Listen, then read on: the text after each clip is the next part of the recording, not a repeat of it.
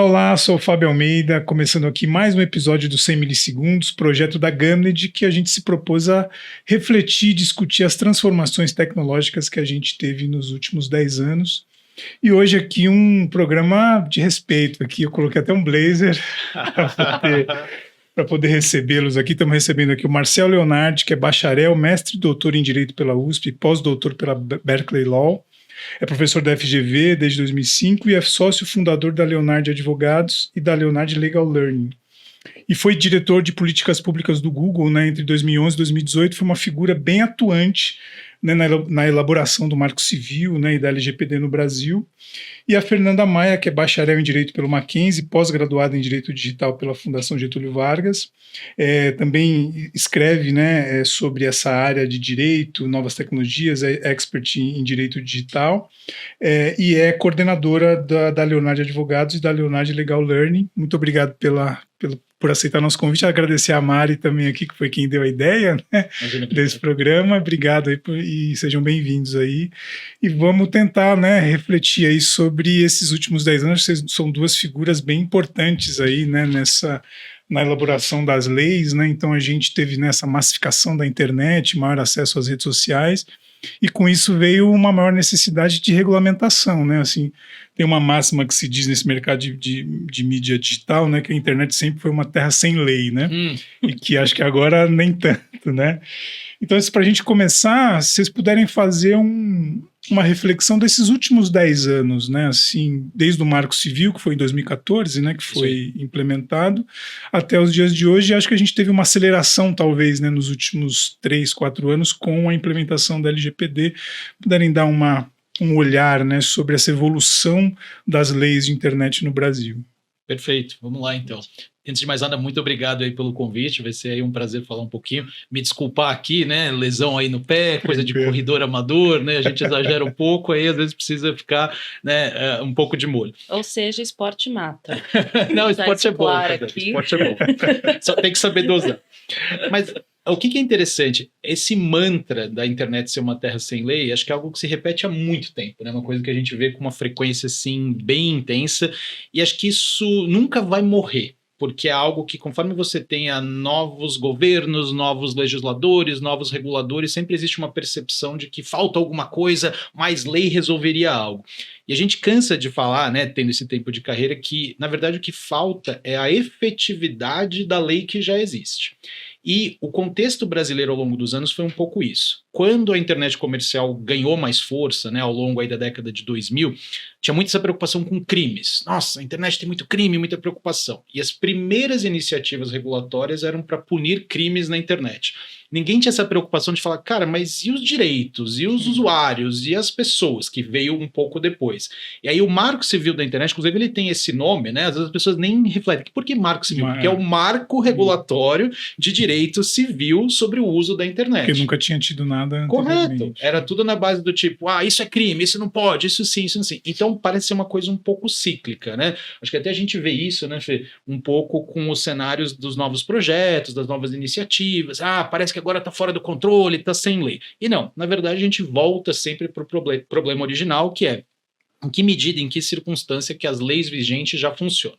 O que o Marco Civil da Internet fez de fato de diferente? Ele trouxe aí uma trinca de direitos muito importantes na época, né? Depois de muito debate, 2010, 2011, quando finalmente culminou lá em 2014, a principal ideia do Marco Civil foi a seguinte: vamos regular a responsabilidade das plataformas. Quando e por que uma plataforma é responsável pelo conteúdo alheio? Então nós não estamos falando assim, o jornal responde pela versão digital dele? Claro que ele responde. Nós estamos perguntando, o Twitter é responsável pelas tweetadas, o YouTube é responsável pelo vídeo, o Instagram é responsável pelo quem publica lá. Então a discussão sempre foi essa.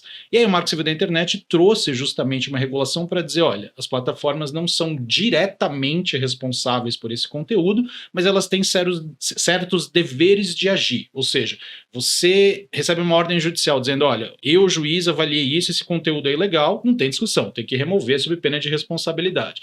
Mas então a plataforma só pode pode remover conteúdo mediante ordem judicial? Não, ela é livre para remover o conteúdo sem ordem judicial quando tem uma violação aos termos de uso, quando tem qualquer outro cenário que justificaria essa remoção voluntária. E isso que às vezes se perde um pouco no debate. E é tênue também, É né? tênue, muito tênue. Isso que às vezes se perde um pouco no debate, porque, pensa comigo, você pode ter situações de ilegalidade objetiva, do tipo pornografia infantil. Tem nem o que discutir. Ninguém em sua consciência, tem maluco pra tudo, né? Mas ninguém em sua consciência vai dizer que isso é liberdade de expressão. Agora, você tem o seguinte cenário. Puxa, achei tal texto ofensivo, achei tal post difamatório, achei tal vídeo agressivo. Mas será que é mesmo? Ou seria dentro de uma liberdade de expressão? E aí é que a coisa pega, porque a plataforma não quer estar numa situação de dizer eu vou ser o juiz disso. Eu quero poder ter um espaço de circulação de ideias. E aí que a coisa desanda. E, como eu brinquei, isso é cíclico, né? O cenário atual das discussões, o PL de fake news, esse endurecimento todo, volta no mesmo debate. Não, mas as plataformas deveriam fazer mais, deveriam fazer mais. Então, historicamente, o Marco Civil da Internet serviu para ter esse patamar, mas aí agora a gente está vendo essa continuidade ao longo do tempo. E eu acho que é uma questão também muito contextual. O Marco Civil, quando ele foi finalmente promulgado em 2014, não teve tanta discussão como teve com a Lei Geral de Proteção de Dados. Eu acredito que isso seja por dois grandes motivos. Cada vez mais tecnologias estão evoluindo, então são assuntos que estão se tornando mais corriqueiros na vida das pessoas leigas. Em 2014, o Marco Civil não era... Assim, lá em casa, as pessoas nunca nem comentaram sobre o Marco Civil, como já estão falando da Lei Geral de Proteção de Dados, também por política. O cenário político influencia demais o debate legislativo em cima da internet. Sempre foi e sempre será. A discussão do Marco Civil ficou muito forte quando a gente começou a discutir neutralidade de rede, eu acho que em 2015, salvo engano. Antes, na verdade, né? Não, mas quando foi lançado, se intensificou esse debate, começou a discutir muito o direito de esquecimento entre LGPD e Marco Civil ter sido de fato, né, aprovado, e agora, ironicamente, tem se discutido mais Marco Civil do que se discutiu por conta de redes sociais, política. O cenário político do Brasil tem instruído muito. Então, o PL de fake news, que também está no ar, envolve Marco Civil. Então, assim, todo mundo focou muito na Lei Geral de Proteção de Dados, mas o Marco Civil é a grande base e protagonista de todos os debates. E as pessoas não têm muito essa visão. Então, as pessoas não fazem a menor ideia que algumas alterações estão sendo discutidas vai influenciar a vida delas no dia a dia.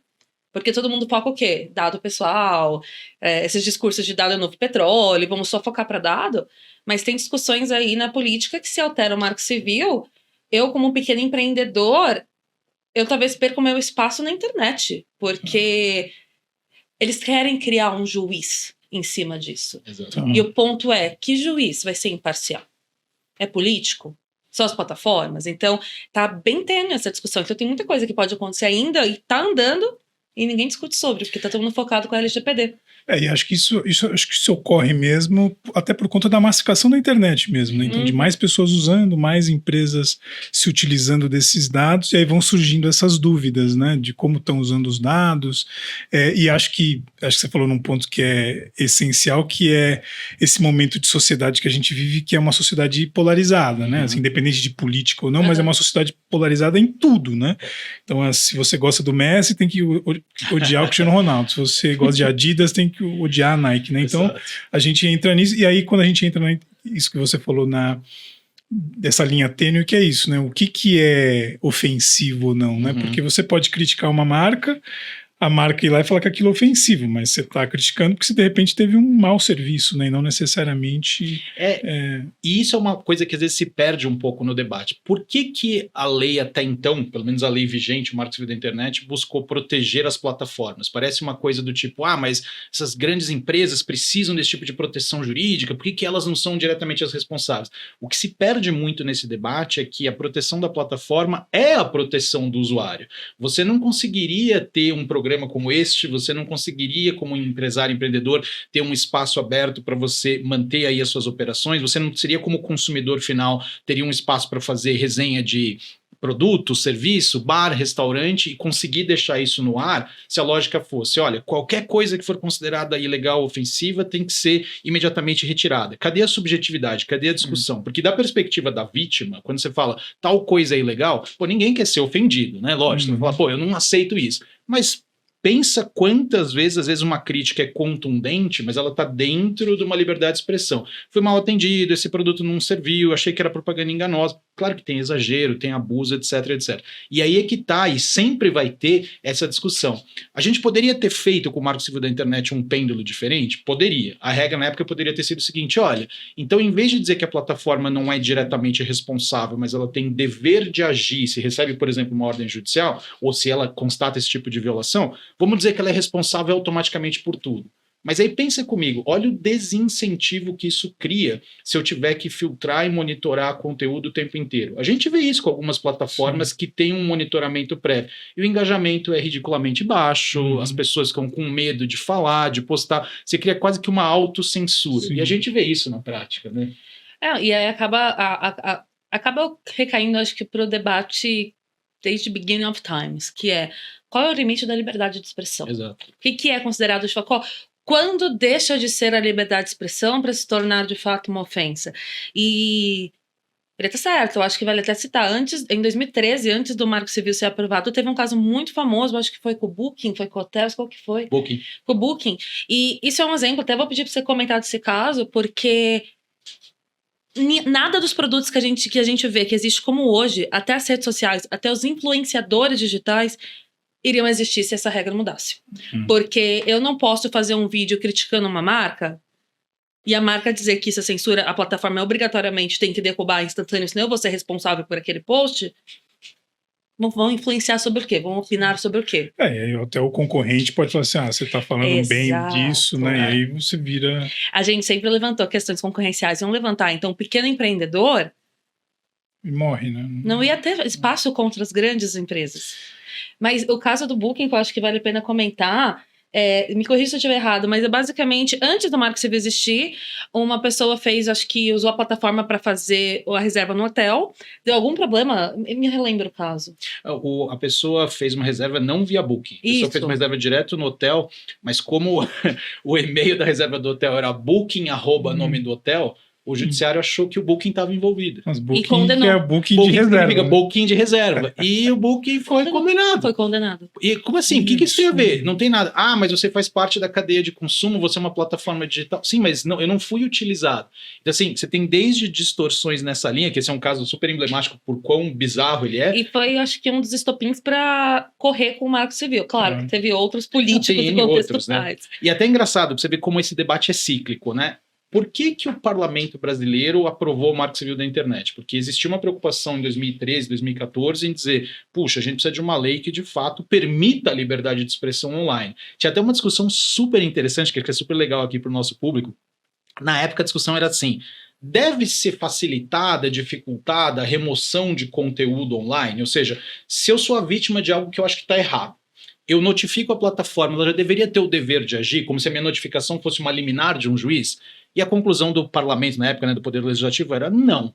Porque senão, e eu lembro dessa piada até hoje, o pessoal de Brasília falava o seguinte, né, os parlamentares, o site político vai ser em branco, né? Eu falo A, você fala B, eu te notifico porque eu não gostei de B, você me notifica porque não gostou de A, e daqui a pouco... Claro, é um exagero, é uma caricatura, mas era um risco na época, entendeu? Mas acho que tem uma coisa que, assim, tem coisa que crime é crime, né? Sim, lógico. Você fala, pedofilia é crime. Sim, não existe...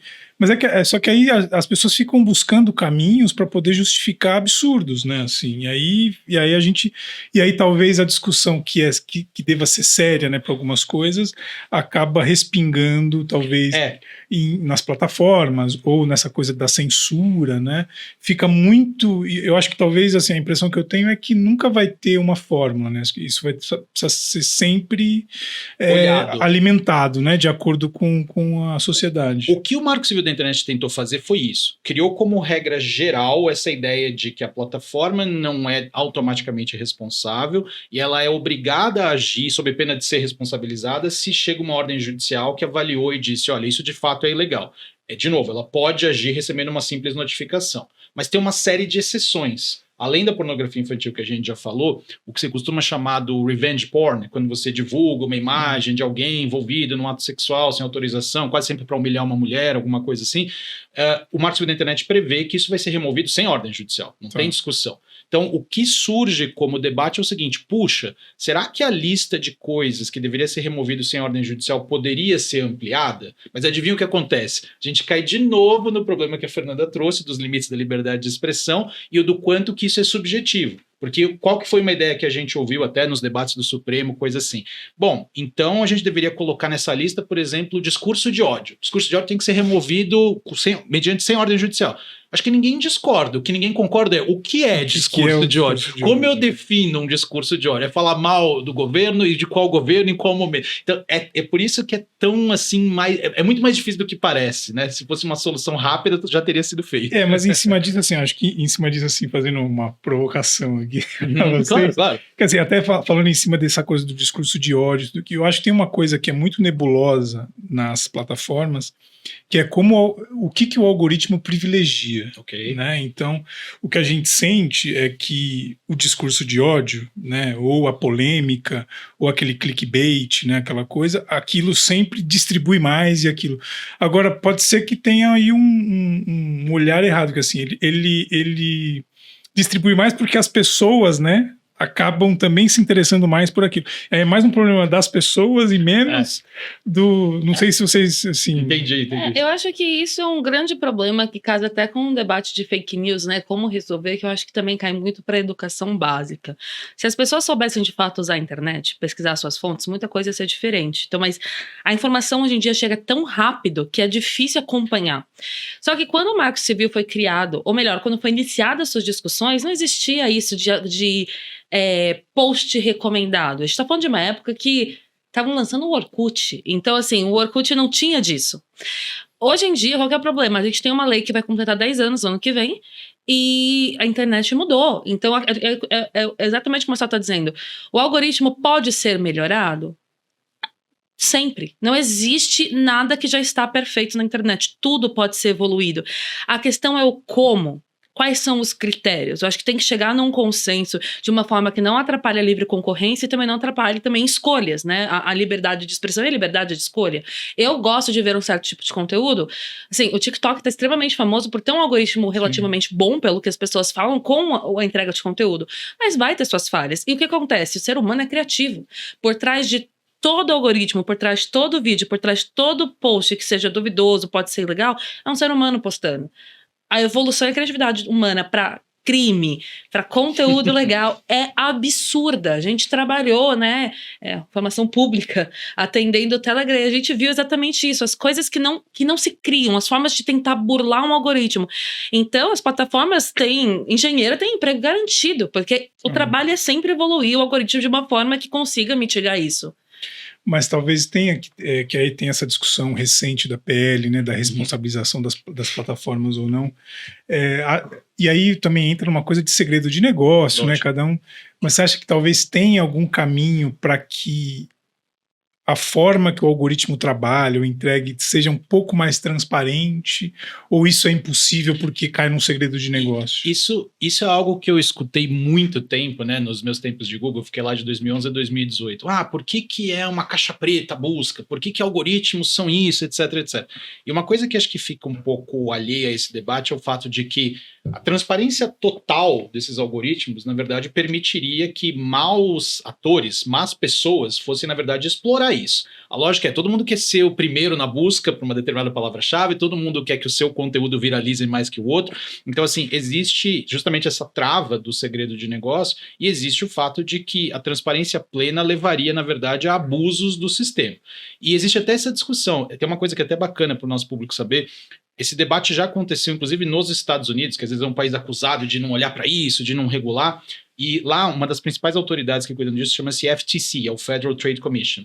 E tem um exemplo lá muito interessante de eles investigarem o que seria uma discriminação algorítmica. E aí eles ficaram em cima de um algoritmo por 4 anos. E aí eles perceberam, cara, não é esse o caminho, não é eu tentar decifrar a fórmula que vai chegar numa conclusão ou outra. Eu tenho que olhar o seguinte, dado a inferência A, É lógico que o resultado seja B, ou isso é totalmente dissonante, discrepante, não faz nenhum sentido.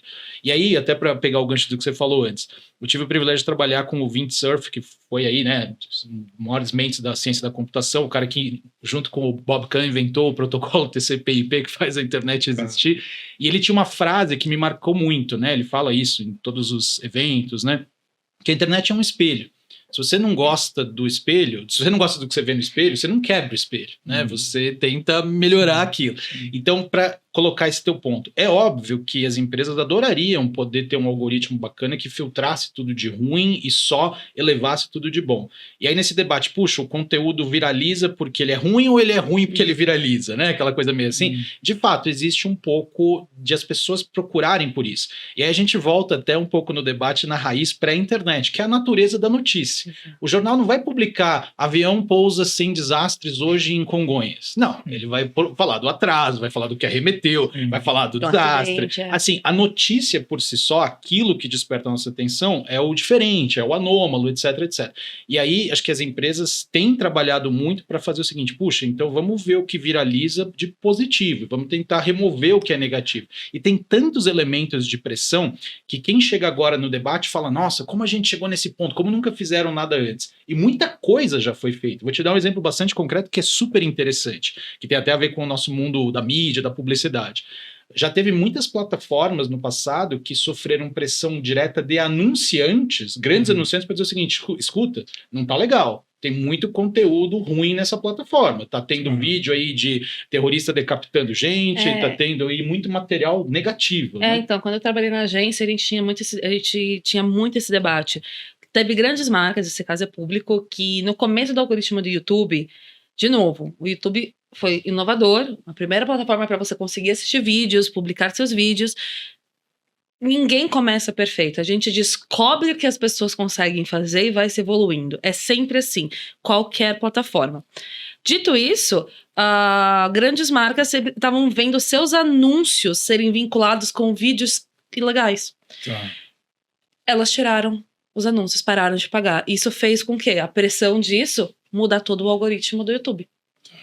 Que aí a gente cai nessa coisa do contextual mesmo de campanha, né, do cuidado que tem que ter. E aí, quando a gente fala de mídia, a gente vai falar de mídia programática um pouco, né, nessa coisa, como impacta a lei, que é justamente isso, né? Que eu acho que eu até posso entrar nisso agora, claro, que é assim, a gente tem muito um discurso muito bonito, né? Assim, vou entregar a sua mídia para a pessoa certa, na hora certa, né? Que é o... E a gente sabe que na execução de uma campanha a gente depende de muitas variáveis, né? E acho que cai um pouco nisso, né? Assim, que a sua publicidade vai ser servida, mas só que de repente acontece um desastre e aí a publicidade está ali do lado, né? E você tem que ter formas ali de remover aquilo. Eu acho que o governo, né? A gente teve o caso do Sleep Giants, né? Que teve muitas polêmicas em relação ao governo, mas acho que isso tem melhorado, né? Assim, nesses últimos, assim, acho que até pegando o gancho da LGPD, assim. Acho que tinha 2019, né, foi um ano que se falou muito, né, de LGPD e tudo em 2020 foi implementado. Vocês sentiram evolução nisso, depois da implementação? Olha, eu vou falar muito por mim, né, uma coisa que você comentou no começo desse nosso papo é verdade. O Brasil sempre foi muito atrasado com legislações referentes a temas de privacidade, proteção de dados, internet. A gente precisa do contexto para avançar. Então, a gente teve grandes contextos, né, para ter o Marco Civil aprovado quando ele foi. Não foi simplesmente porque são 4 anos mesmo de trâmite, não. Precisou ser aprovado.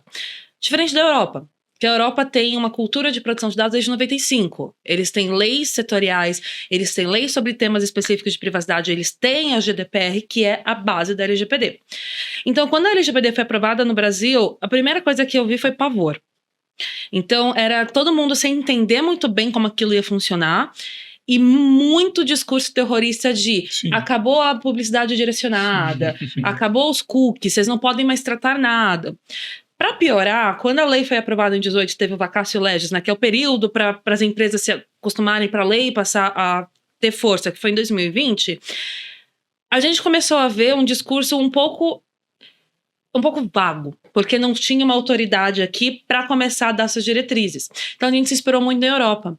E esse foi acho que é a época que os jornais, a mídia mesmo, né, de levar a informação para as pessoas, começaram a disseminar uma informação sobre a LGPD que pauta até hoje as nossas discussões. É a lei que trouxe poder para o titular. Você é pessoa física, ninguém vai poder tratar seus dados sem você autorizar. Isso não é verdade. Só que isso gerou um terror no marketing. Porque aí, o que a gente pensa? Como que eu vou ter autorização para fazer uma propaganda para alguém que eu não conheço? Era sempre esse debate.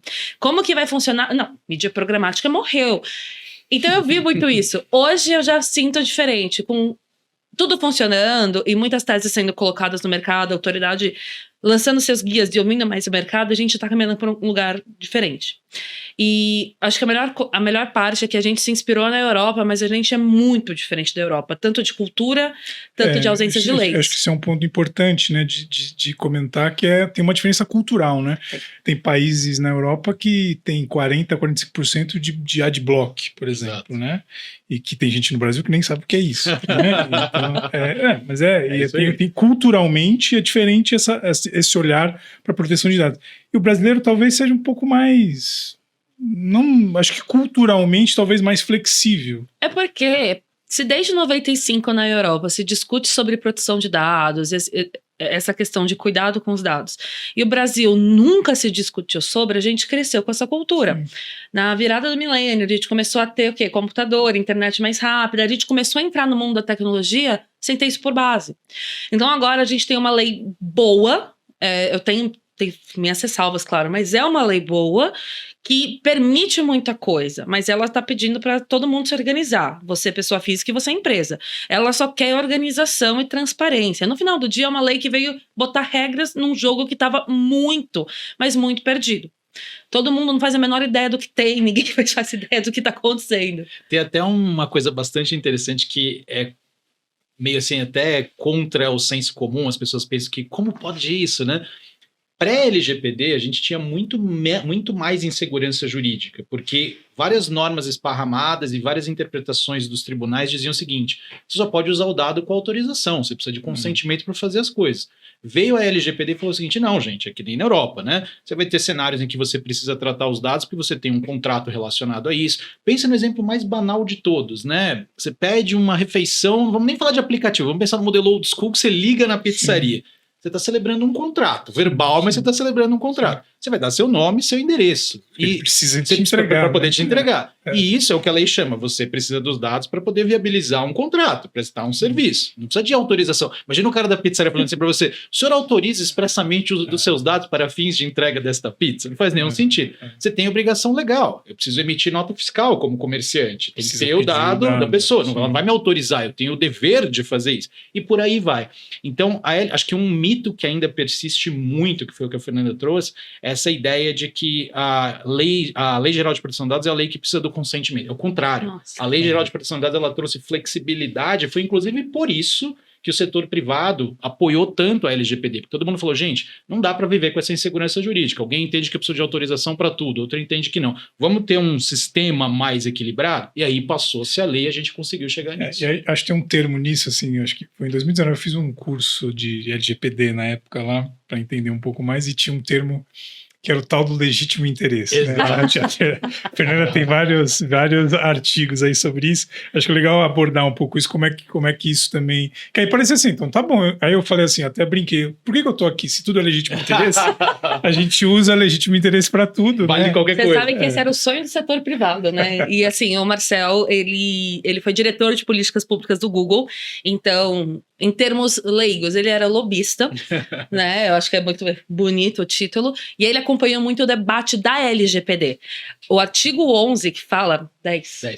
O artigo 10 do legítimo interesse, que já até vou trazer um pouco mais disso, quem redigiu foi ele, junto com os outros. Então, assim, é muito interessante qualquer ideia, porque o que acontece? A lei diz que para tratar dados, então você tem que coletar o dado, eu vou pedir seu nome, eu tenho que ter um motivo. Esse motivo se chama base legal. Eu tenho meus artigos, eu tenho minhas opções e eu tenho que escolher a mais adequada para isso. E tem muitas bases legais, esses motivos, que são óbvios, que são objetivos. Por exemplo, para emitir uma nota fiscal, eu tenho uma lei que me obriga a ter o seu dado. Para eu te registrar como trabalhador, eu preciso registrar os seus dados pessoais na carteira eletrônica. Então... Esses não tem discussão. Só que tem marketing, né? E aí a gente pensa, eu não tenho uma lei que regulariza como eu tenho que fazer marketing. Ainda bem. É um setor totalmente autorregulado. E a ideia do legítimo interesse é fazer uma discussão, é subjetivo, entre o que a empresa quer, o que é um benefício para a pessoa física, nunca um malefício, mas também para uma sociedade. Então vamos sair um pouco de marketing. Se eu quero fazer uma análise de fraudadores no Brasil, eu não posso pedir autorização deles. Eu sempre brinquei, eu te garanto que tem um fraudador. Eu falava isso pra todo mundo, gente, vocês são loucos. Se eu quero cometer um crime, por que eu vou autorizar vocês a tratarem meus dados? Não faz sentido. Então essa base legal, ela pensa o quê? No bem da sociedade. Pô, mas é um malefício? Sim, pra quem é criminoso, né? A gente não tá aqui pra defender crime, a gente tá aqui pra organizar atividades legítimas. Por isso que é legítimo interesse, tem que ser algo que seja válido, que seja dentro da lei. E o interesse, né? De quem o interesse? Pode ser da empresa. Pode ser da pessoa física. Eu sempre falo de marketing. Quando o algoritmo funciona, eu sou impactada por coisas que eu tenho interesse. Eu adoro, porque assim, eu só não sou impactada como eu sempre caço desconto. Falar, vocês querem me impactar? Então vamos ver quem me dá mais. Então assim, quando usado de uma forma transparente, quando eu entendo por que aquilo está acontecendo, eu não tenho por que eu questionar. Mas eu também posso querer questionar. E eu posso chegar e falar, olha, bacana essas bolsas, mas eu não quero mais saber dessas bolsas. E eu preciso que isso seja respeitado. Se essas premissas acontecem, tá tudo perfeito. Essa base legal se aplica desta forma. Mas ela é a melhor? Não, ela é burocrática. As empresas têm que preencher uma avaliação, garantindo tudo isso que a gente analisou agora. Porque quando, não é se, uma autoridade questionar aquele tratamento, ela nunca vai dizer tá errado, ela vai dizer me comprova o legítimo interesse. Cadê esse balanceamento? Cadê a prova de que você tá respeitando a vontade da pessoa? A gente tem que mostrar. E aí entra um outro debate em cima disso. Qual que é a vontade da pessoa? Eu sei o que ela quer? Vou usar o seu exemplo da pizza. Se eu abrir uma pizzaria nova no bairro que eu moro, eu não sei se as pessoas ali querem ou não receber marketing sobre a minha pizzaria.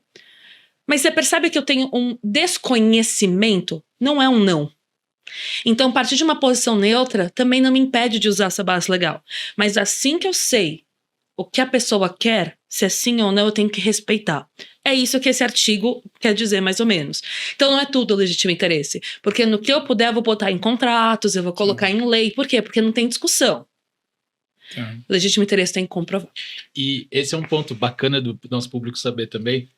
Era justamente esse medo de que o legítimo interesse ia virar esse cheque em branco que você brincou e mencionou, que fez com que o governo, na época, fosse muito relutante em aceitar o próprio conceito de legítimo interesse. Quando você pega o projeto de lei de 2015, ele nem tinha legítimo interesse como fundamento, era só consentimento, as outras bases eram exceções. E aí, depois de muito diálogo, muita conversa, foi possível eles perceberem, mas nem os europeus estão fazendo isso que vocês fizeram, e eles têm essa tradição desde 95, o legítimo interesse é uma base legal tão válida quanto as outras, não tem hierarquia entre essas hipóteses jurídicas, né? E aí eles entenderam, aceitaram, mas colocaram o que na lei? Então, peraí, você vai me demonstrar que você tem o legítimo interesse, tudo que a Fernanda colocou. Você vai fazer um teste para me mostrar que você fez esse balanceamento, você vai documentar o seu raciocínio previamente. Então, assim, até para deixar super claro, não é que você fala, opa, eu tenho o legítimo interesse, tá tudo certo. Ah, você tem? Então documenta e me demonstra. E aí as empresas falam, será que eu tenho mesmo? Será que para de pé? E aí que elas vão ver se faz sentido ou não. Então, foi muito sábio da parte do legislativo exigir esse tipo de coisa, para dizer, olha, vocês têm a flexibilidade, com responsabilidade. Não, e a minha base é legal, assim, né? O meu motivo, como eu gosto de dizer, favorito. Na toa que eu já escrevi muito sobre, porque, nossa, ele te leva para várias linhas de discussão, exatamente do até onde vai a linha de um interesse e como funciona. E especificamente sobre mídia programática, tudo é baseado em legítimo interesse. É todo um estudo de gostos de audiência para atingir, para fazer o match perfeito. Né? Então, entre uma marca e uma pessoa. O match perfeito é aquele que a publicidade impacta, né? Que gera o quê? Lucro. Exato. Relevância, né? Exato. Então, a gente estava discutindo muito isso. O legislador tem muito medo do que não conhece. E muitas pessoas, inclusive muitas pessoas leigas, não entendem mídia programática. Claro. Então, eu já cansei de ouvir o algoritmo do Google escuta as minhas conversas. Já brinquei isso com o Marcel uma vez. Falei, e aí, escutam mesmo? Mas não é bem assim. É uma é uma tecnologia tão incrivelmente minuciosa que eu tava explicando esses dias no escritório. Eu falei, gente, vocês não estão me entendendo. Se eu tô no Facebook, a Meta é dona de várias empresas, Instagram, Facebook e WhatsApp. E eu tô conversando com um amigo meu sobre boliche. Esse amigo meu conversa com outro sobre boliche. É claro que os 3 vão ser impactados sobre boliche. Ah, mas será que ele leu minha conversa? Não, é porque um dos 3 deve ter pesquisado algo alguma vez. E aí, se pesquisou alguém, compartilhou com alguém, ele pega um grupo, ele não é uma análise individual, é uma análise de mercado. Então é muito difícil das pessoas leigas entenderem, e o legislador também. E se ele não entende, ele começa com: é um absurdo, tem que parar, tem que encerrar. Mas aí eu acho que aí tem uma coisa, eu sempre falo isso, acho que eu sou até chato, talvez, assim, né? Eu acho que a nossa indústria, né, fala muito para dentro. Então a gente fica discutindo muito ali nos comitês do IAB, né? Tem as associações que discutem isso muito para dentro. Então, as grandes agências sabem o que tem que fazer, os grandes anunciantes sabem o que tem que fazer, e as big techs sabem o que tem que fazer. Mas quem está na ponta, né, quem recebe a publicidade, esse cara não sabe por que está recebendo a publicidade, fica desesperado, não escutaram minha conversa, estão me seguindo assim. E aí acho que tem um ponto, né, do que vocês falaram da LGPD, quando a mídia, né, fazia muitas matérias sobre isso e tal, e que comunicaram de uma forma meio errada, né? Assim, tem algum caminho que a gente possa fazer assim para ter uma educação, assim, para que as pessoas saibam por que elas recebem publicidade, para que não achem que a publicidade é inimiga, né? Porque tem muita gente que trata a publicidade como... Imagina se a gente vai acessar um site na internet e não puder mais acessar nada, porque não tem, né? A roda não gira, lógico, né? Tem algum caminho para isso, assim? Porque é isso, assim, a gente está aqui discutindo, a gente é do mercado, a gente sabe como é, mas fica muito para dentro, né? Eu acho que é educar. Eu acho que com educação, seja... Mas como, assim? Como é que se faz isso? Fazendo propagandas a respeito, usando talvez os melhores canais, né? É porque não lucra, né? Eu acho que tem esse ponto. Como que eu vou usar um horário nobre para fazer uma campanha sobre um assunto de conscientização? Mas eu acho que lucraria mais, assim, talvez, se a gente pensar a médio prazo. Porque se o legislador querer alterar algumas coisas, a gente vai sair no prejuízo. Então, eu acho que educação, só para você dar um exemplo, o Google fez uma iniciativa muito bacana com crianças, porque assim, como você vai educar crianças sobre seus direitos de dados? Eles criaram, junto com o Instituto do Turma da Mônica, gibis da Turma da Mônica, explicando como que é uma situação de privacidade que acho que foi o pai ou a mãe da Mônica quase caiu num golpe online, não passa seus dados, e eles pegaram esses gibis e vão distribuir em várias escolas. Então, assim, eu acho que começando baby steps. É indo falar com todo mundo, é tentando atingir esses públicos. Qual que é a melhor forma de atingir os públicos? Eu acho que o time de marketing vai saber melhor que eu. A indústria tentou fazer alguma coisa assim, e até hoje isso funciona, né? Que às vezes você tem lá o anúncio que aparece, e tem aquelezinho pequenininho, né, no banner. Se você clica, ele te leva para o site lá, normalmente da Ad Exchange, né, do Ad Server, dependendo do caso, e te mostra lá, por que este anúncio?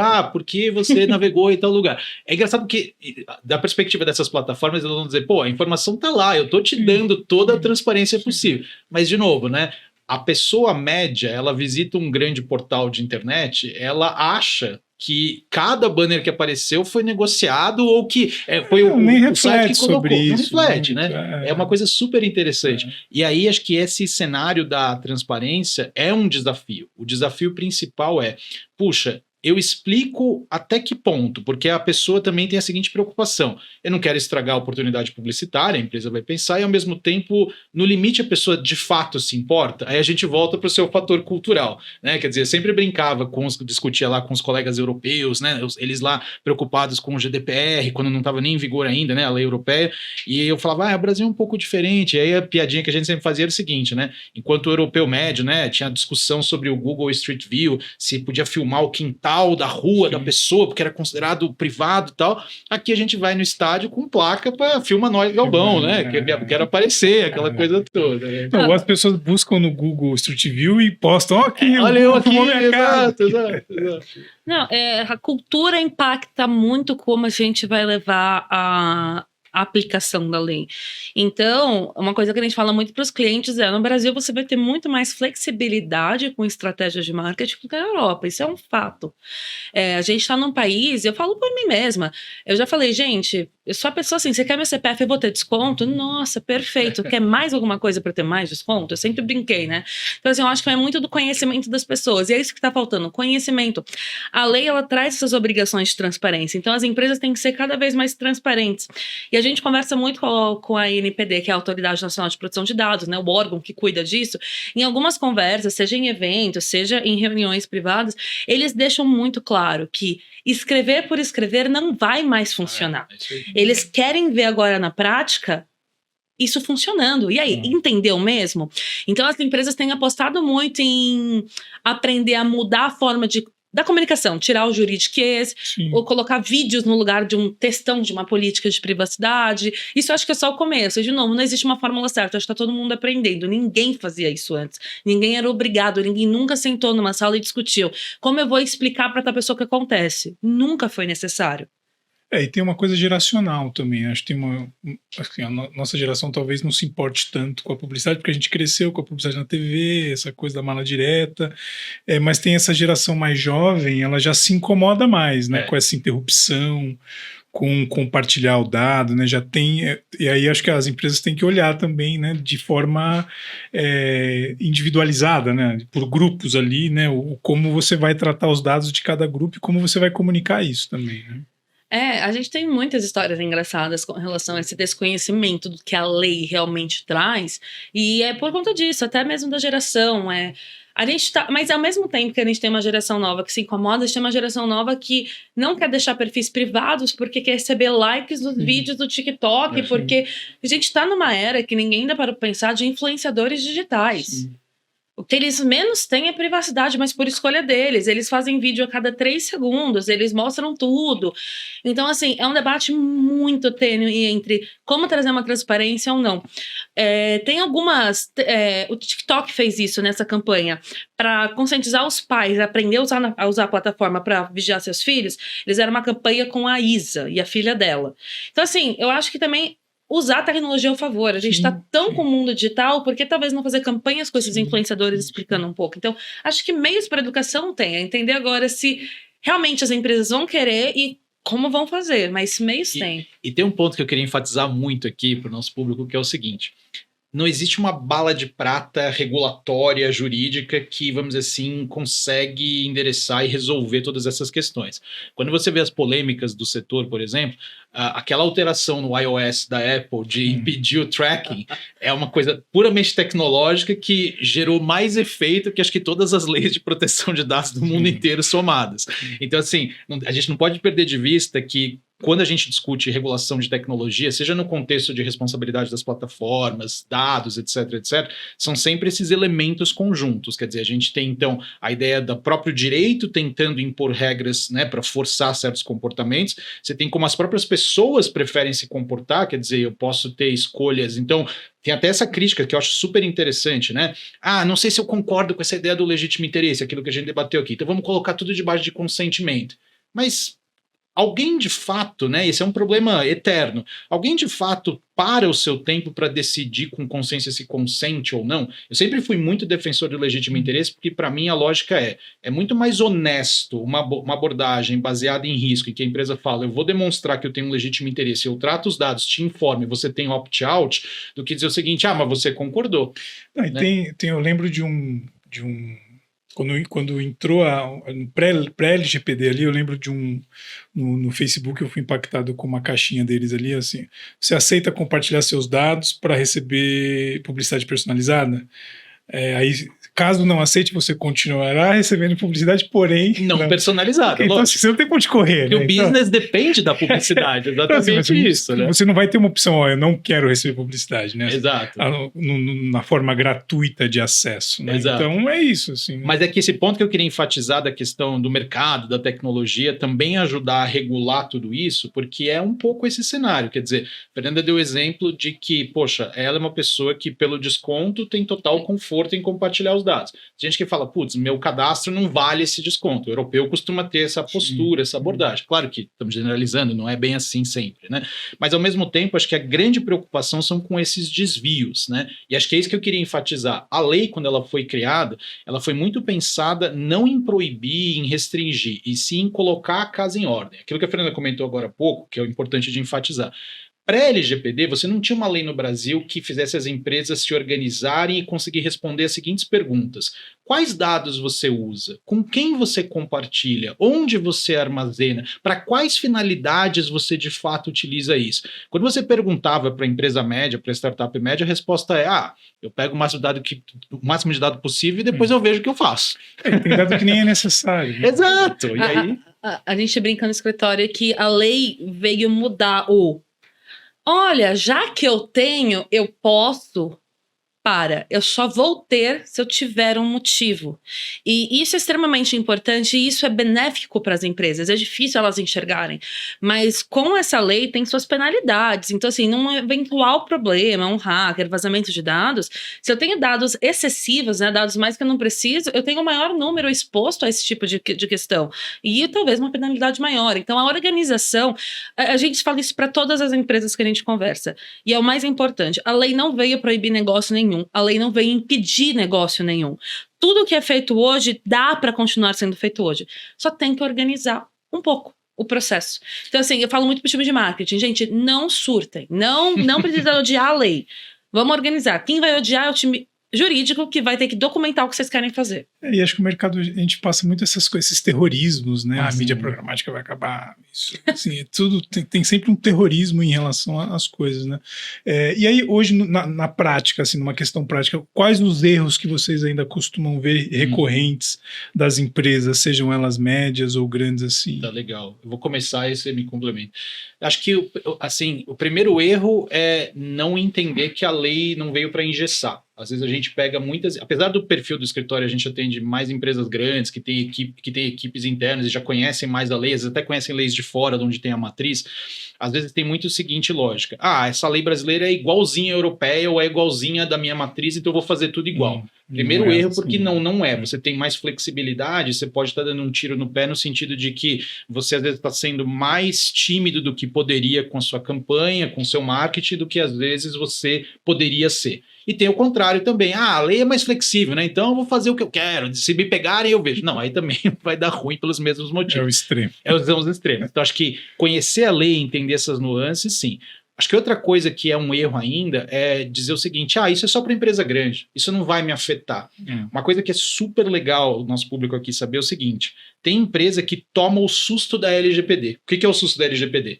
Eu sou, por exemplo, um fornecedor de uma empresa grande, e ninguém nunca me exigiu nada. De repente, na nossa renovação de contrato, vem lá uma exigência, olha, você tem que estar em conformidade com a LGPD. O cara, LGPD, o quê? O que é isso? E quando ele vê a lista, a gente já teve essa reação, tá? Não, vocês estão de brincadeira, não é possível que essa lei exija esse monte de documento. Sim, ela exige, mas justamente para... mas não vai mudar nada no meu negócio. Vai, porque você vai mostrar que você atua com responsabilidade. E se eu não fizer nada disso? Talvez você não seja escolhido como fornecedor. Eu, como empresa, tenho 10 empresas que podem me atender. 3 estão em conformidade, 7 não estão. Para que eu vou importar o problema ali para dentro de casa? Não, e esses problemas existem, porque a empresa é responsável por quem contrata. E isso significa nos termos da lei. Então, se faz uma má contratação e esse parceiro tem um problema... A chance de você também ser responsabilizado é enorme se você não tem essa comprovação que você fez sua tarefa de casa. E isso vem da Europa, ironicamente falando. Isso é uma coisa que é cenário europeu e a gente vê vindo para o Brasil. O Brasil é um país que tem muito contrato, a gente tem muito litígio, a gente tem muito problema. Então é bom ficar preparado. Mas para mim o principal erro que eu vejo as empresas é não levando a sério esse tema ainda dentro de casa. Tem muita empresa, tem gente que acha que essa lei não vai pegar. Essa lei já pegou. Já pegou, né? E essa lei não vai ser algo que você faça tarefas dentro de casa e parou. É eterno, porque sempre vai ter alterações, sempre vai ter evoluções, sempre vão ter novos negócios. Então, privacidade já se tornou uma rotina. E me surpreende muito não ver as marcas usando isso cada vez mais a seu favor. Uma marca que passa segurança no mundo de tantos vazamentos e tanta insegurança para as pessoas é uma marca muito mais respeitada entre os consumidores. Então, o que a gente tem tentado é incentivar isso nas campanhas, ser um pilar de uma campanha. Use a privacidade a seu favor. Meta tem feito isso, você vê as últimas campanhas, a Apple já surfou nisso, o Itaú fez uma propaganda sobre... O Santander, acho que também fez. Santander fez, então assim, eu acho que se eu fosse abrir uma startup hoje, eu ia começar com isso, junto com o produto, porque é o que a gente mais tem insegurança nos dias de hoje. Então o maior erro é um mercado ainda assim, tem gente que não leva a sério essa questão, ou simplesmente deixa para outro lado. É custo, não é time de lucro, não é time comercial, não vamos olhar com tanta atenção. Só que a autoridade está olhando com atenção. E lá fora, que tem alguns debates mais avançados, o pessoal queria colocar um P no ESG, dizendo que o privacy deveria ser um desses pilares.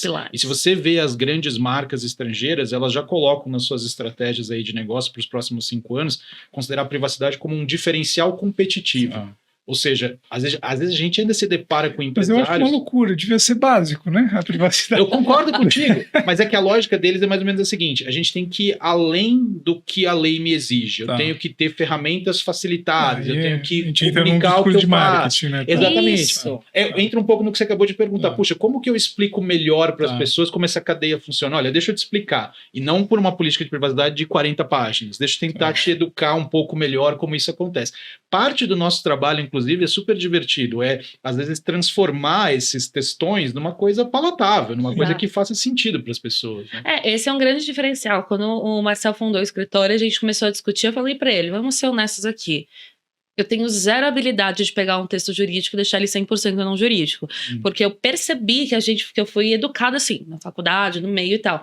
Então, tem gente no escritório que não é formado em direito, que é formado em publicidade, comunicação, para isso. Que consegue. Eles que vão revisar. A gente tem que garantir que o que eles mudam mantém o fundamento jurídico. Mas o jeito...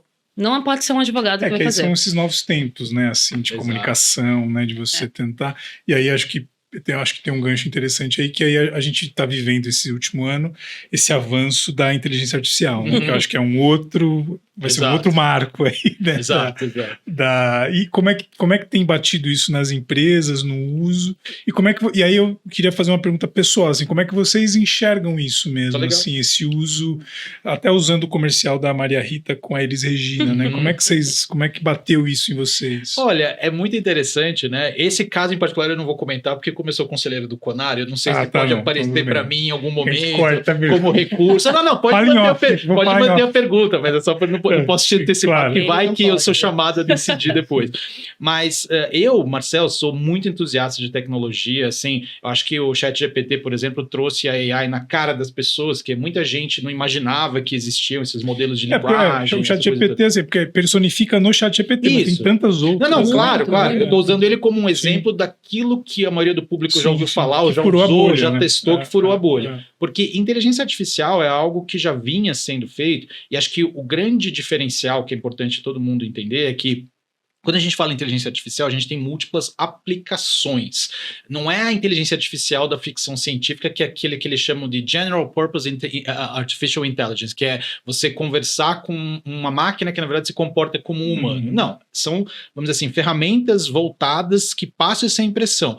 É super divertido quando você entende, por exemplo, como um modelo de linguagem funciona, que, na verdade, ele te devolve resposta sem fazer a menor ideia de qual é a pergunta. Ele repete coisas que você já disse ali, né? Exato. Ele só reorganiza. Ele está associando palavras que parecem fazer sentido e que você, como humano, tendo inteligência, fala, bom, isso aqui faz sentido, olha como foi útil, né? E, na verdade, ele recebeu um input e falou, bom, entre os múltiplos outputs possíveis, eu vou colocar isso.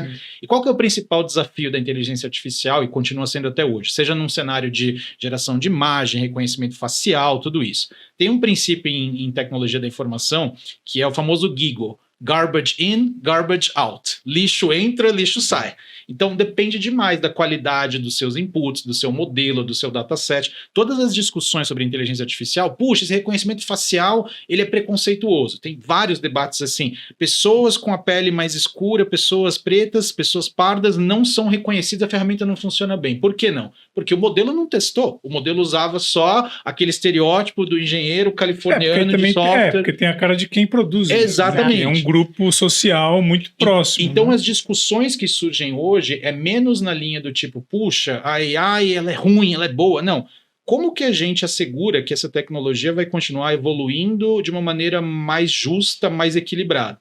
O desafio, porém, no caso brasileiro, é que já tem a pressa de regular, né? Então, assim, já tem o projeto de lei, já está sendo debatido, e eu não vejo isso com o melhor dos olhos pelo seguinte: ainda tem muita coisa prematura, acho que a gente está tentando regular assim, os riscos que a gente ainda não conhece, e faria mais sentido, pelo menos, entender isso um pouco melhor. Acho que a pressa de regular passa uma tranquilidade na cabeça do regulador, que entra com o ponto que a Fê trouxe antes, que é o seguinte: na dúvida eu quero regular, eu quero restringir, eu quero limitar. E, na verdade, assim, a gente entende que pode ter riscos, pode ter certos cenários, mas não a ponto de você imaginar que você já conhece o que você está regulando tanto a ponto de já saber exatamente quais limites fazem sentido ou não. Então, assim, a gente vê com bons olhos esse desenvolvimento, é uma coisa que está rolando, está se acontecendo, mas existe essa pressa regulatória. E esses debates que estão um pouco ainda distorcidos, vamos dizer assim. E assim, a inteligência artificial, ela vai ser o espelho que o Marcel falou. Por isso que eu gosto muito desse tema, porque ele vai levantar questões que já deveriam ter sido levantadas, mas da mesma forma que só com a LGPD a gente voltou a lembrar que o marco civil existe, é a vida. Mas o algoritmo discriminatório. Enquanto as pessoas não entenderem que tem que ter diversidade para a criação de algoritmo, ele vai sair errado. E da sua pergunta do comercial, eu mesma não tenho uma opinião 100% formada ainda, estou acompanhando os debates, porque eu adorei os pontos que eles levantaram. Eu, particularmente, achei genial. Eu acho incrível o que uma tecnologia pode fazer. Assim, eu sou muito entusiasmado também. Eu falei, gente, isso é mágico. E aí entra em questões de, mas pode usar o direito do morto. Então, assim, veio um debate que eu nunca parei para discutir. Eu acho que esse debate para publicidade é super importante. É muito legal. Para a indústria musical, de arte, tudo. A indústria artística, né? A greve nos Estados Unidos é literalmente sobre usar as pessoas na inteligência artificial para não pagar, enfim. Então, assim, é um debate muito necessário. Nesse caso específico, a família tinha autorizado, os filhos adoraram, se sentiram homenageados. Muita gente criticou por conta de posição política, né? Aí tem uma problematização então, assim, do mundo, né? Que aí, tudo vai ser problematizado por alguém. Sim. Nada nunca vai ser certeiro. Eu olho para esse comercial e penso, gente, aonde a gente consegue chegar? E eu me preocupo ao mesmo tempo, porque, como eu falei, a criatividade humana para pegar coisas boas e fazer coisas erradas é absurda. Então, o legislador tem medo do desconhecido. A gente vai, talvez, apressar uma decisão por não saber dela. E aí não tem como fazer um negócio decente. Porque numa dessa, né, assim, ali foi um comercial, eu particularmente achei bonito e tal, né, gosto das duas e tudo, não problematizei essa coisa da empresa e tal. Mas aí se a gente pensa que podem pegar, né, e fazer uma coisa pro mal, aí então proíbe tudo, você não faz, e aí não é assim, né? Tem uma fala do então ministro do STF, o Aires Brito, que eu gosto muito, que ele falava assim, não é por medo do abuso que a gente vai proibir o uso. Eu acho esse um mantra muito importante, porque no limite, se você falar tudo pode ser abusado, então ninguém faz mais nada, tá tudo é risco, tudo fica travado. Agora, é óbvio que isso fica alheio a, vamos dizer assim, as reações de mercado. Vou dar um exemplo que é mais obscuro. Eu sou fã de rock, heavy metal e tal. O Ronnie James Dio, que é um ícone aí, né, do rock and roll, né, do heavy metal, ele faleceu em 2010 e foram feitos shows. A viúva dele fez shows com o holograma dele. Então a banda tocava ao vivo no palco, a voz dele era dublada de shows ao vivo com o holograma dele assim. E foi uma reação péssima. O público falou, o que é isso? É esquisito. Mas é porque também não era tão perfeito. Exato. Então tem é aquela coisa. Isso, tem o famoso Uncanny Valley, né? Até que ponto essa percepção é ou não é. Então, é até engraçado porque a gente está fazendo esse debate agora, né, 2023. A gente nunca sabe em que contexto, daqui a 5 anos, todo mundo fala, nossa, olha só como já evoluiu, agora é super normal, já todo mundo já aceita. E o ser humano é uma criatura muito adaptável, né? Então acho que debater esses limites éticos agora é super importante. Mas o nosso medo, né, trabalhando com isso no dia a dia, trabalhando com e para as empresas que estão à frente dessas tecnologias, é isso. Puxa, né, desse medo a gente vai proibir. Tem um episódio que é super divertido, que eu gosto sempre de trazer, de coisa de 100 anos atrás, muita gente nunca ouviu falar disso. Quando os carros, veículo automotor foram inventados, tanto na Inglaterra quanto nos Estados Unidos, estou falando de 100 e poucos anos atrás, né? Em alguns lugares passaram leis que ficaram conhecidas como leis da bandeira vermelha. E o que era isso? O carro podia circular na rua de acordo com essa lei, desde que a frente do carro, e nós estamos falando daqueles calhambeques que andavam a 5 por hora, tá?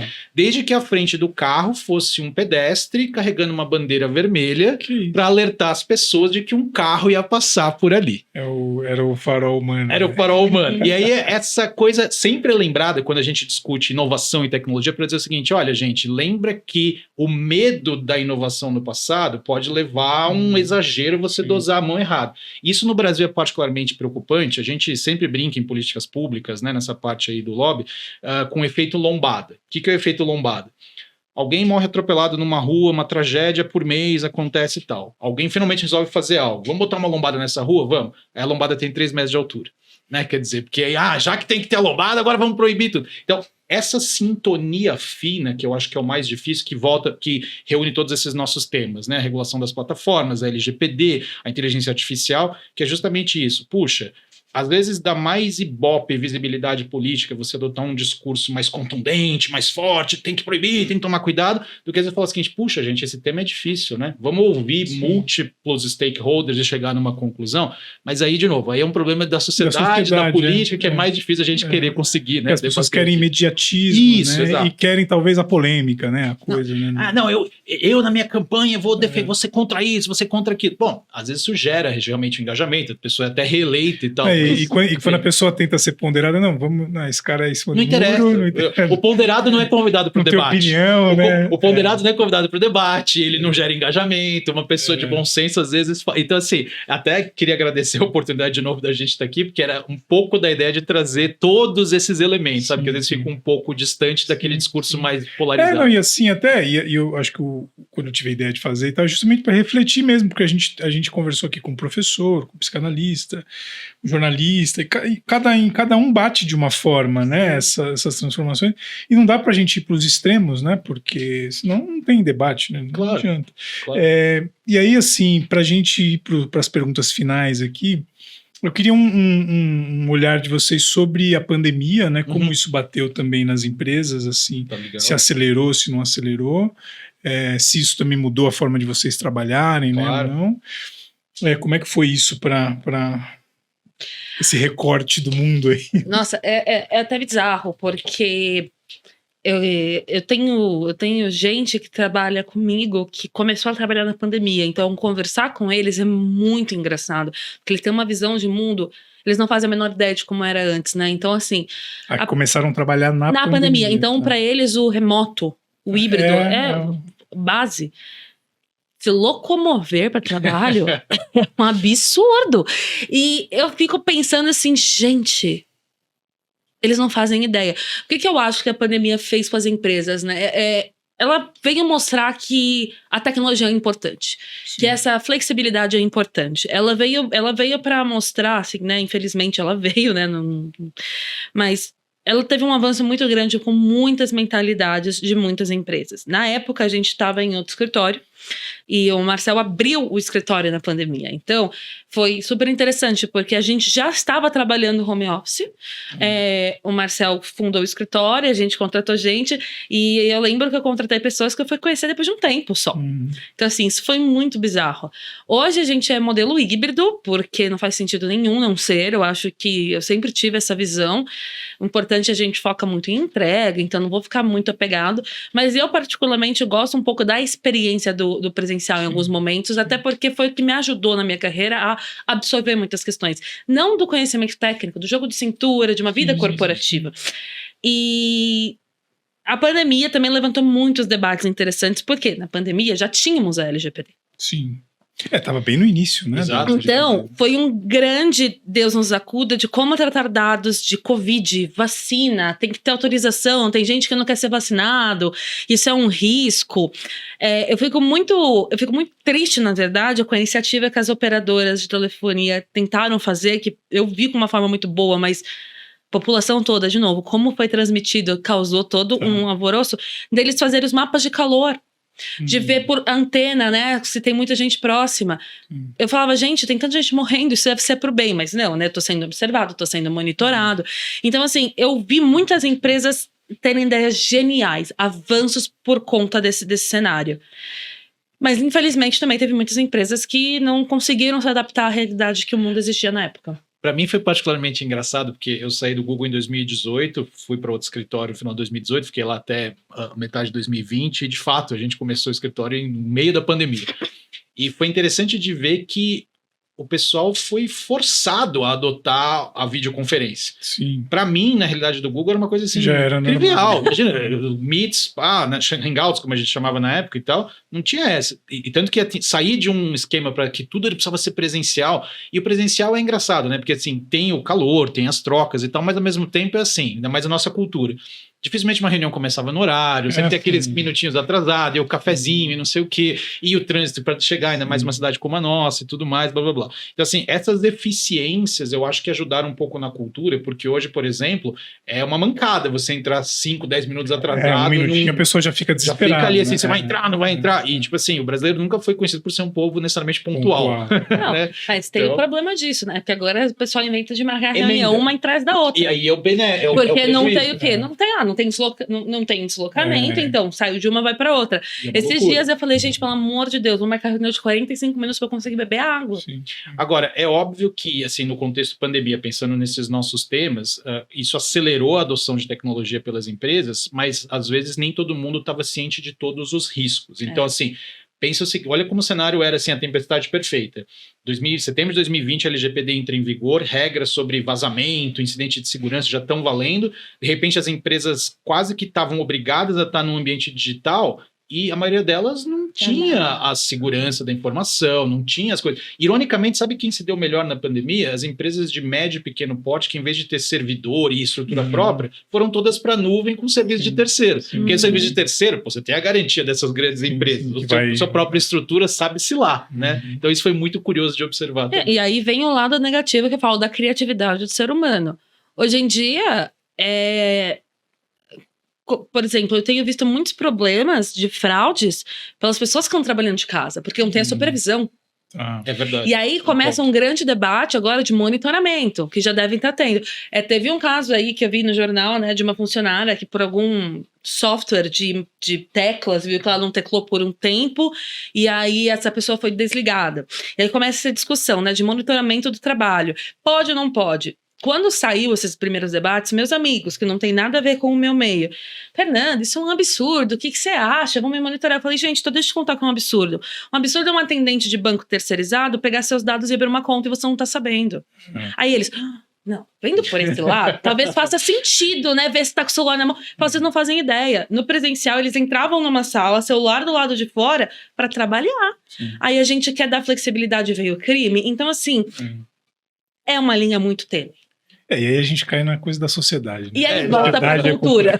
E é por isso que isso é tão importante. Assim, a gente fala muito da LGPD ter sido inspirado no modelo europeu e tal. Gente, vê se na Europa tem um nível de fraude parecido com o que tem aqui. Não dá para a interpretação ser a mesma. E tem uma coisa assim, desde que eu trabalhei em banco no início dos anos 2000, que foi bem na migração quando terceirizaram os serviços de entrega. Né, e foi ali que começou a ter fraude. Exatamente. Até quando os bancos os funcionários eram do banco, então você tinha o cara era do banco, né? É o banco que eu trabalho. Você tem algo a perder, né? Quando você terceiriza, é o risco. Aí você depende da pessoa, né? Depende de outras variáveis. Né? Então, assim, eu acho muito bom os debates que tem hoje em dia de criança só com autorização dos pais, o tratamento de dados. Não, pode monitorar que é um abuso da privacidade da pessoa. E eu falo, gente, mas vamos tentar olhar a big picture, está no Brasil. Eu acho um absurdo isso na Europa, mas eles não têm esses casos. Sim. Aqui a gente tem esses casos e, infelizmente, mais frequentes. Né? Então, assim, todas as interpretações têm que ser adaptadas para o cenário brasileiro. Foi você que falou que quando você mostrava as estatísticas para os seus chefes de fora? Isso. Isso é um dado super bacana, que, assim, o pessoal na Europa, por exemplo, não acreditava no volume de litígio que existia contra plataformas no Brasil. Assim, era estatisticamente, nós estamos falando de 1000% mais do que a somatória de todos os outros casos. Então, você está falando de uma proporção mais ou menos assim, todos os casos globais, 200 casos, Brasil, 4.000 casos. Uma coisa surreal, assim. Não no sentido de querer responsabilizar as plataformas, mas no sentido de discutir o assunto, ter o litígio e tal. E a mesma coisa a gente vê um pouco com o mundo dos dados, né? Às vezes vai ter gente que, já que a LGPD existe, como é que eu arranco uma indenização, deixa eu ver aqui. Então, oportunista. Me fugiu a pergunta, assim, teve caso já de... É o que mais tem. Não, assim, mas assim, porque teve esse terrorismo da multa, né? 50 milhões, né, e tal. Isso tá tendo bastante? Olha, tem algum caso que vocês podem contar? Podemos falar um pouquinho, sem dar os nomes, né? Pode. Assim, o que tem acontecido? A NPD finalmente soltou sua primeira muda para uma empresa pequena do Espírito Santo, tem seus debates, enfim. Uma multa relativamente pequena, mas foi o primeiro caso, mas é uma empresa pequena, enfim, toda uma discussão em cima. E existe sim o terrorismo, mas eu vou ser completamente honesta. Se você pega grandes empresas que estão sendo multadas lá fora, eles pagam valores mais altos que a nossa multa, às vezes, várias vezes. Isso não influencia da decisão de risco. O que tem que influenciar existe uma coisa nas sanções da LGPD que para mim é o que mais machuca, que é o risco reputacional. Se você recebe essa sanção, você tem que criar uma campanha contra você mesmo. Uma contrapropaganda, praticamente. E qual que é o valor de uma marca? Eu sempre falei isso, 50 milhões vale uma marca hoje? A gente tem clientes grandes que eu falo, mas gente, eu não sei. Aí eles falam, Fernanda, como você pôs esse contrato? Eu falei, eu não vou pôr em contrato, eu não sei quanto vale uma marca, eu não sou nem louca de tentar brincar com isso. Então, assim, tem muito caso. Só que a NPD, muito felizmente, sim, eu tenho uma visão muito positiva dela, por mais que a gente tenha os nossos embates da profissão, ela tá indo por uma linha muito educacional. Eles querem criar a cultura nas pessoas. Eles falam isso em eventos. Eles soltam várias consultas. Eles soltaram uma, particularmente, que eu não gostei de cookies. E nós, do IAB, fizemos uma contribuição.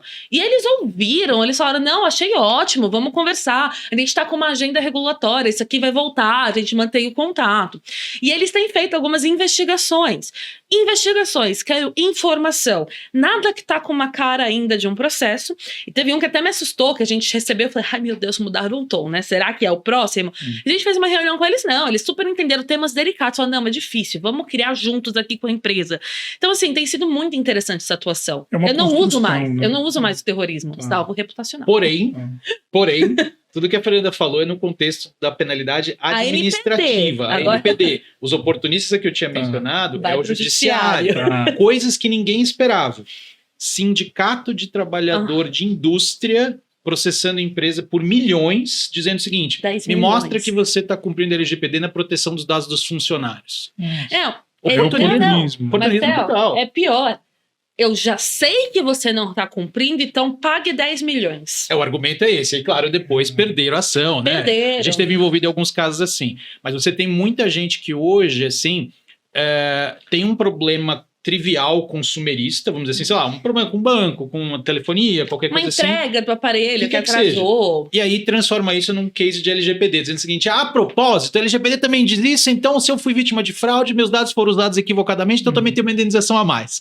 E aí, eu acho que o ponto crucial é isso, as empresas hoje, isso que muda um pouco aquele discurso do tipo, mas só grande empresa que vai ser investigada pela NPD. Mas o judiciário, querido, qualquer um pode trazer essa demanda. Não só o judiciário, pequenas causas. Eu acho que é super importante as pessoas lembrarem que existem pequenas causas e que pequenas causas, eu tô falando de cidades do interior, em que eu não sei se o juiz já entendeu como é a LGPD. Então o nosso desafio não é ter razão. Tá num tribunal em que a empresa já é vista como rival, tentando explicar assim, olha, peço calma. Eu sempre falo, a gente tem que pedir calma para o juiz. A lei permite. Não era consentimento, não pode ser. E teve um caso que eu até faço questão de citar, da má fé do titular, porque a gente provou que, tipo, ele tinha deixado de acionar num meio de comunicação lá, tipo, aceito receber SMS. E ele alegou que foi impactado por SMS, não queria ser, e no dia seguinte da ação, ele tirou o log disso. E a gente tem as provas. A gente falou, olha, mas você tinha deixado. Agora a gente fez assim. Agora que você falou, não vamos mais impactar, tá tudo bem. E aí ele falou, não, vocês fabricaram as provas. Eu falei, pronto. Eu desisti. Então, acho que assim, resumidamente, as empresas, eu diria hoje, nesse cenário, têm menos a se preocupar com o regulador, a NPD, e muito mais com os oportunistas no judiciário. Tem uma estratégia que eu uso quando eu recebo coisas no WhatsApp que eu não sei de onde é, que eu falo assim, onde você conseguiu o número? Homem, né? Aí a pessoa nunca mais responde. Mas não vou processar. Lógico. Mas assim, é isso, assim, se a pessoa provar que tem. E assim, eu vejo muita gente fazendo isso em farmácia, sabe? Pega o atendente ali e fala, não, mas por que você quer isso e tal? Aí, às vezes eu tenho que falar, gente, calma. Às vezes a pessoa não tem a resposta, ela tem que falar com o administrativo. Não precisamos ir atrás. Mas aí é um papel também da empresa de treinar, né? De treinar, e aí vem a grande dificuldade. E a rotatividade? Eles estão tentando, mas são borracharias, franquias de lojas pequenas, atendentes, é uma rotatividade assim. Às vezes tem uma pessoa que não prestou atenção. Mas o que eu queria comentar do incidente, que eu acho que é muito relevante de todo mundo saber, eu acho que isso é conhecimento básico, é que saiu uma decisão deixando bem claro que o fato de ter um vazamento de dados não dá direito automaticamente de ninguém reclamar se não comprovar o dano. Porque o que aconteceu li lá que a Renner teve um problema.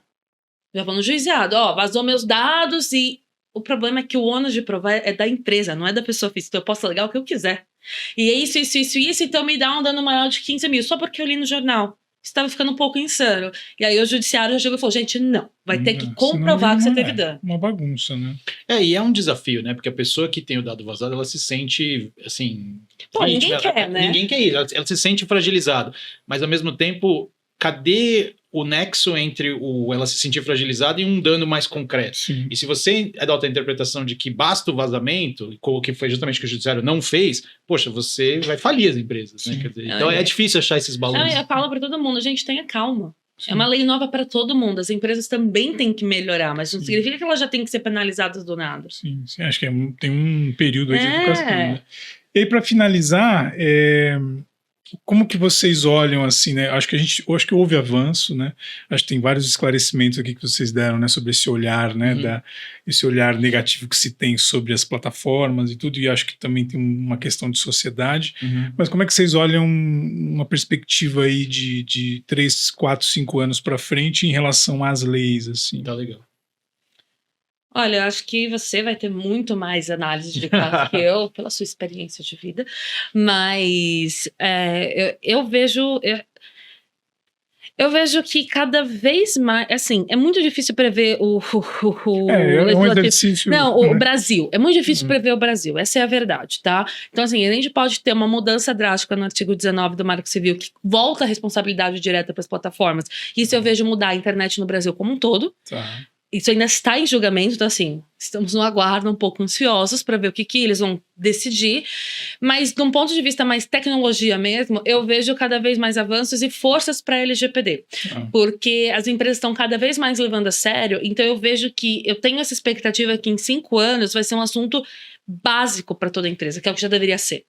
Então, infelizmente eu vejo algumas novas regulamentações vindo, porque o mundo digital está um pouco caótico, ainda mais os últimos acontecimentos polarizados de política. Todo mundo está preocupado com o ambiente digital.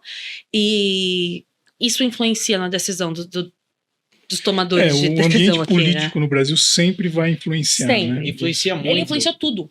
E, assim, é claro que sempre é difícil essa futurologia, mas essa base jurídica a gente tem. Com o Marco Civil da Internet e a LGPD, agora tem a discussão da reforma autoral, que também está vindo num calor político, meio que a gente tem esse arcabouço mais específico, né? Essa estrutura do que precisava ser regulado. Sempre vai ser difícil convencer os parlamentares a dizer o seguinte, olha, vamos ver como a lei vigente funciona em vez de criar novas leis, porque essa é uma coisa que acontece frequentemente. Fazer direito que está aí, né? Isso, exato. E assim, o incentivo do parlamentar é justamente, além da reeleição, é dizer que criou alguma coisa nova para mudar, em vez de dizer, olha, na verdade o que a gente tem já funciona super bem. Acho que assim, eu, Marcel, diria, puxa, respiro tranquilo quando não tiver mais essa mentalidade inicial no parlamento, que é, não, a internet é uma terra sem lei. Porque, na verdade, assim, mais leis não quer dizer uma melhora do sistema jurídico. Mais leis, elas cruzam com outras interpretações, elas às vezes atrapalham, elas às vezes modificam coisa que já estava sedimentada, que ninguém estava discutindo mais, já estava funcionando bem.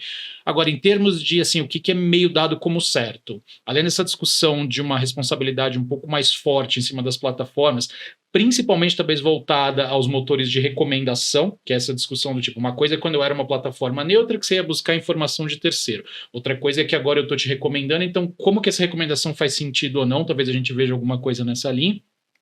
A LGPD pode eventualmente, seja por interpretações, seja por alterações legislativas, ter algum tipo de nuance para um lado ou para um outro, então isso não seria nem um pouco estranhável, até porque a lei teve uma evolução muito grande do legislador. Como eu falei, 2015 o legítimo interesse era visto como o inimigo mortal. Exato. E hoje já tem um certo entendimento que não, gente, vamos lá, tem um monte de salvaguardas e exigências e a gente consegue chegar no meio termo. Mas ao mesmo tempo, quer dizer, tudo é um processo muito demorado. O que você falou do imediatismo é super importante, porque quando você fala para um jurista mais assim tradicional, uma pessoa assim de muito mais tempo de experiência até do que eu, eles falam o seguinte: poxa, né, você tem que dar tempo ao tempo, né? Tradicionalmente, a gente agora tem o Código Civil, né, que é de 2002, né? Todo mundo, quem estudou, né, mas a gente fala, o Código Civil é de 2002. Eu disse, ele era de 1916. E ele não era ruim porque ele era velho, porque as relações de direito civil funcionavam, etc, etc. E acho que às vezes tem essa percepção do tipo, poxa, o Marco Civil da Internet vai completar 10 anos e ele já está ultrapassado. Não, ele não está. O Marco Civil da Internet ele foi pensado para buscar certas coisas, mas é óbvio que a tecnologia avança muito. Então, em termos de regulação futura, eu tenho certeza que esse debate da AI vai dominar bastante a inteligência artificial, esses temas, mas acho que o meu maior medo é esse, quer dizer, a gente aceitar esse temor do abuso e aí acabar travando demais o uso disso. Porque qual que é o problema? Por mais que você tenha uma lei local, a China não está nem aí para a tua lei, né? O Japão vai desenvolver a tecnologia ele mesmo. Se você não tem um consenso mais global sobre quais seriam os parâmetros éticos, você não consegue, de fato, avançar esse tema. O pessoal, às vezes, esquece muito disso, né? Não, aqui a gente vai proibir. Cara, mas a sua lei, ela tem um limite territorial por definição. Então, essa preocupação que é muito grande. Não, e a internet não tem esse limite territorial. Claro, exato. Esse é o maior problema. Então, se o nosso legislativo e o nosso executivo não começarem a olhar que essas IA, fake news, regulamentação da internet é um assunto internacional, a gente vai colocar... Eu tenho medo de sair leis que nem vão ser possíveis ser aplicadas. De novo, a gente volta no que eu falei lá no comecinho, cadê a efetividade do que a gente já tem? A gente dá esse círculo, né? E eu tenho um sentimento que o Marco Civil foi esquecido por muito tempo. Eu gostaria muito de dizer, vamos esperar a gente aplicar de fato o Marco Civil para testar primeiro? E, de novo, mudanças são sempre bem-vindas. A gente não é contra mudanças. Em 2014, a preocupação era uma e a gente conseguiu endereçar essa preocupação. Hoje são outras, a gente muda as preocupações. Mas dizer que a lei inteira tem que mudar, a forma de responsabilidade, não. E aí voltar para um debate que começou em 2010. E perde-se o histórico, sabe? Assim, o Brasil, principalmente no legislativo, como tem a rotatividade dos parlamentares, e é um tema difícil, tecnologia, não é como se você tivesse um parlamento super familiarizado com esse assunto. A percepção que eles têm é aquela popular. Tem coisa ruim na internet, precisa dar um jeito de resolver isso aí. Deixa eu contar essa história. O Marcel, isso é tão verdade. O parlamento brasileiro não conhece nada de tecnologia, que você foi numa audiência, lembra que você teve que mostrar como funcionava o negócio? Como que é? Esse foi um episódio curioso, 2012 isso, em que o Google tinha unificado a política de privacidade. E aí a discussão era um absurdo, teve uma audiência pública para discutir a política de privacidade do Google, para vocês terem ideia. E aí, deve ter registro histórico disso aí no YouTube, coisa assim. E aí, basicamente, um dos parlamentares lá virou e falou o seguinte, mas, peraí, você explicou aqui que é só ir nas configurações e eu altero tudo, é isso mesmo? É isso mesmo. Aí eu mostrei pra ele como que era, aí eu nunca esqueço, ele pegou e fez assim, a audiência rolando, todo mundo metendo pau, falando que era absurdo, ele olhou, viu quão fácil eram as configurações, pegou e fez assim, então, o que nós estamos discutindo aqui? Então é engraçado porque isso me marcou bastante, porque volta naquilo que eu tinha falado. Às vezes, as empresas, as plataformas terem as ferramentas tecnológicas para facilitar essas escolhas, essas preferências de uma maneira clara, traz muito mais efeito do que todo um arcabouço legislativo. Eu falo para toda empresa, se você deixar o seu site, que é a sua primeira cara, explicado de verdade, porque eu juro, às vezes eu entro em site e falo, eu li, eu não sei o que vocês fazem, mas deixar claro, transparente, você não vai ter questionamento. Eu sempre falo, porque tá ali, né? Uma autoridade vai te questionar quando ela não entender. Então, a missão número 1 é transparência. Vamos deixar tudo muito claro. Olha, eu tenho um algoritmo que faz isso. Não precisa abrir o algoritmo, mas explica. Ele vai ver que você ficou mais tempo nesse tipo de vídeo do que nesse, então vai começar a te mostrar esse tipo de vídeo. É assim que a minha plataforma funciona. Então, se você entrar e colocar seus interesses, eu já vou começar a trabalhar isso para você. Tem dúvidas? Entre em contato com a gente. Pronto, entendi como funciona o algoritmo do TikTok. Maravilha, pô, obrigado. Imagina, obrigado você. Excelente o papo, mas teria muito assunto aqui ainda. Dá pra passar dias. Fazer um episódio 2 aqui, né? Obrigado pela presença aí, pela disponibilidade, acho que foi muito rico o que a gente abordou. E a gente volta com mais aí. Muito obrigado. Obrigado. Até uma próxima. Valeu.